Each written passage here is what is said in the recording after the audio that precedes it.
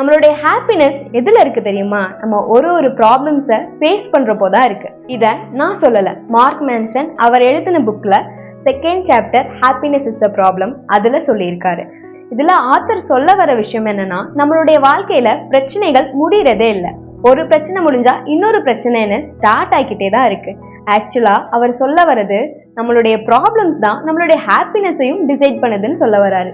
பெயின்ங்கிறது பிசிக்கலாவோ எமோஷனலாவோ அது நமக்கு ஒரு டீச்சர் மாதிரி தான். அது நம்மளுடைய growthக்கு வழிகாட்டுது. இதுல நம்ம 2 தப்பு பண்றோம். ஒண்ணு, நம்மளுடைய பிரச்சனைகளை டெனி பண்றது, இல்ல அப்படின்னா அதை பிளேம் பண்றது. இது ரெண்டுமே வேஸ்ட் தான். ஸோ நம்ம ரியலா கேட்க வேண்டிய கொஸ்டின் என்னன்னா, நம்ம வாழ்க்கையில என்ன வேணும் அப்படிங்கிறது இல்லை, நம்மளால எந்த வழியை தாங்க முடியும், எந்த ஸ்ட்ரகிளை நம்ம ஃபேஸ் பண்ணி தைரியமா நிக்க முடியுங்கிறது தான்.